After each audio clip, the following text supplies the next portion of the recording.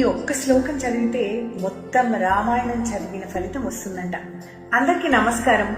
వాల్మీకి రాసిన రామాయణంలో మొత్తం 24,000 శ్లోకాలున్నాయి. మరి మనం ఒక్క రోజులో ఈ 24,000 శ్లోకాలని చదవగలమా?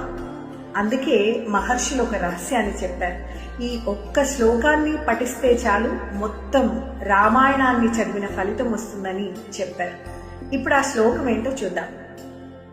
ఆదౌ రామ తపోవనాదిగమనం హత్వా మృగం కాంచనం వైదేహీ హరణం జటాయు మరణం సుగ్రీవ సంభాషణం వాలీ నిగ్రహణం సముద్రతరణం లంకాపురీ దాహనం పశ్చాద్ రావణ కుంభకర్ణహనం ఏతద్ది రామాయణం.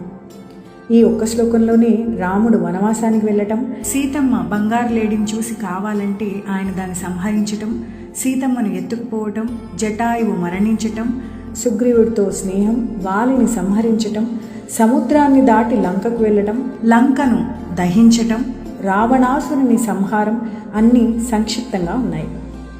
దీన్ని ఏకశ్లోకి రామాయణంగా పిలుస్తారు. అందుకే భక్తితో ఈ ఒక్క శ్లోకాన్ని రోజు చదివినా మొత్తం రామాయణం చదివిన ఫలితాన్ని ఇస్తుందని పండితులు చెబుతున్నారు.